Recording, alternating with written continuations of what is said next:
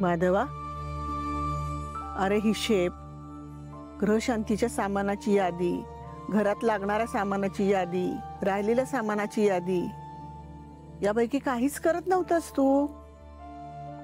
नुसता शून्यात बघत बसला होतास. काय डोक्यात काय चाललंय तुझ्या?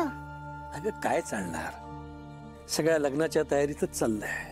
आता उद्या मुहूर्त मेळ रोवायची आहे, त्यासाठी भारंगीची काठी लागणार ना, ती यादीत लिहायला विसरलोय. आता हे सगळं काही विचार करून येणार आहे का? हा, मला खरं सांगा, कुठल्या विचारात हरवला होतास?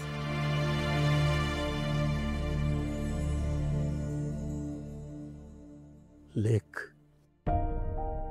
लग्न करून सासरी जाणार, तुझ्या पाठवणीचा विचार जरी मनात आला ना, तरी छातीत एकदम भरून आल्यासारखं होतं ग. मुलगी सासरी जाते तेव्हा लक्ष्मीच्या पावलांनी जाते, माहेरचं सगळं मागे ठेवून. तिच्या येण्याने सासरची भरभराट होते असं म्हणतात,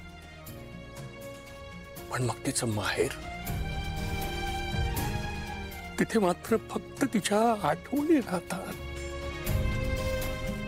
एका मुलीचा बाप होण्यासाठी खूप पुण्य करावं लागतं असं म्हणतात, पण तिचं लग्न होऊन गेल्यानंतर तिच्यापासून कसं जगायचं ही ताकद कुठून आणायची ना, हे कुणीही शिकवत नाही का आपल्याला.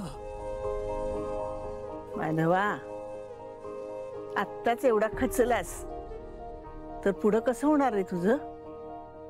अजून 2 मुली आहेत तुझ्या पदरात, त्यांची लग्न व्हायची आहेत ना. तुला खांडेकरांच्या घरचं सीसीटीव्ही फुटेज मिळालंय. तू ज्या दिवशी युवराजच्या रूम मध्ये शोधाशोध करत होतीस ना, त्या दिवशीचं. नशीब ते फुटेज मिळालं. केडी, ते फुटेज आपल्यासाठी खूप इम्पॉर्टंट आहे. आता आपल्याला कळेल की तो माणूस कसा दिसतो आणि तो कधी बाहेर पडला होता ते. आणि मग जर आपण ते घरच्यांना दाखवलं तर आपण युवराजला खोटं प्रूव्ह करू शकतो. Boss 1 minute boss. काय झालं? केडी, सगळं ठीक आहे ना? तू हे फुटेज बघ. हा, बरोबरच तर आहे. याच वेळेच्या आसपास तो बाहेर पडला होता. हे बघ, आता येईल तो कुठल्याही क्षणी. हे काय होतंय? हा, केडी, व्हिडिओ का स्टॉप झालाय अचानक?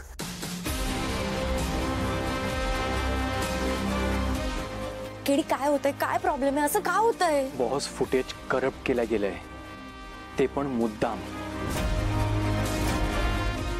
अरे पण असं कसं होऊ शकतं? केडी, आपल्याकडे हा शेवटचा पर्याय होता रे. बॉस, मला माहिती आहे युवराज ना खूप स्मार्ट खेळतोय. त्याला माहिती आहे तो कुठे पकडला जाणार आहे, म्हणून वेळीच त्याने त्याच्या विरोधातले पुरावे नष्ट केले. केडी, एक पुरावा मिळू नये आपल्याला. आपण किती प्रयत्न करतोय रे, आपल्याला काहीच सापडत नाहीये त्याच्या विरोधात. केडी, माझ्या बहिणीच्या आयुष्याचा प्रश्न आहे रे, आणि त्यांनी मला स्पष्ट तोंडावर सांगितलंय की मला निशीमध्ये काहीही इंटरेस्ट नाहीये, फक्त तुला त्रास द्यायचा म्हणून मी निशीशी लग्न करतोय. मी कसं माझ्या बहिणीचं लग्न त्याच्याशी लावून देऊ?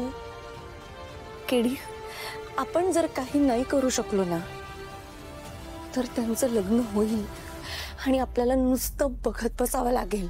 बॉस, तू रिलॅक्स हो. असं काही होणार नाहीये. आपल्याला त्याच्या विरोधात ठोस पुरावे मिळतील, आणि तेही लवकरच.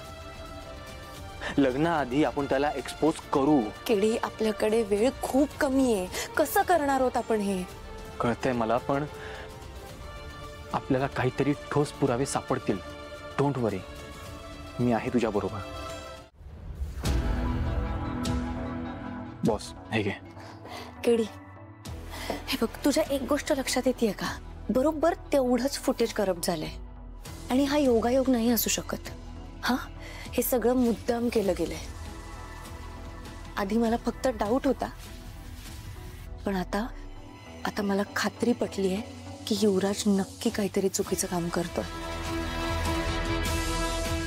बरोबर बोलतेस तू. तो नक्कीच कुठेतरी चुकतोय. मला सांग, तुला त्या माणसाचा चेहरा आठवतो का? हो, व्यवस्थित आठवतोय. ग्रेट. नाही, आपण काय करू शकतो, आपण स्केच आर्टिस्टला बोलवून त्याचा स्केच काढून घेऊ शकतो. म्हणजे आपल्याला त्याची आयडेंटिटी शोधता येईल. करेक्ट. तो जितक्या सहजपणे युवराजच्या खोलीतनं पळून गेलाय ना, तो हिस्ट्री शीटर असू शकतो. त्याचे क्रिमिनल रेकॉर्ड्स पण आपण चेक करायलाच पाहिजेत. एक काम कर, टेक्नोशी बोल, तो आपल्याला नक्की काहीतरी माहिती देईल. Okay boss. डेकोरेशनच्या कॉन्ट्रॅक्टबद्दल बोलायचं होतं. तुम्हाला वेळ काय दिली होती? उशिरा आलात तुम्ही. मी आत्ताच बाहेर चालले होते. सॉरी मॅडम, ट्रॅफिक फार होतं म्हणून मला लेट झालं. हवं तर मी नंतर येतो. नंतर कधी येणार? तोपर्यंत माझ्या मुलाचं लग्न होईल सुद्धा. नाही, इट्स ओके, नंतर याची गरज नाही आहे. तुम्ही सगळं डिझाईन रेडी ठेवलं ना? नाही म्हणजे मी तुम्हाला जे चेंजेस सांगितले होते, आय होप ते चेंजेस झाले असतील. हे बघा, डेकोरेशनमध्ये मला कुठलंही कॉम्प्रोमाइज नको आहे. मी तुमचं प्रोफाईल छान स्टडी केलं आहे आणि तुमचे रिव्ह्यूज बघितलेत म्हणून हे कॉन्ट्रॅक्ट तुम्हाला देते. I hope you all don't disappoint मी. काळजी करू नका मॅडम, तुम्हाला हवं तसं मी काम करून देणार. गुड. पद्मिनी काकू, पेमेंट? हो हो, कॅश ना माझ्या कपाटात ठेवले, मी घेऊन येते. नाही नाही, इट्स ओके, इट्स ओके, मी आणते. That's okay. किल्ली कुठे ठेवले तुला माहिती आहे? या ऑफकोर्स. प्लीज तुम्ही बसा, मी कॅश घेऊन आले. बसा. इतके सिम कार्ड जमा करून ठेवले म्हणजे नक्कीच कुठतरी पाणी मुरतंय आणि तेच सिम कार्ड आपल्याला त्याला एक्सपोज करायला कामी पडतील. त्या सिम कार्डचे डिटेल्स लवकरात लवकर काढले पाहिजेत केडी. Yes boss.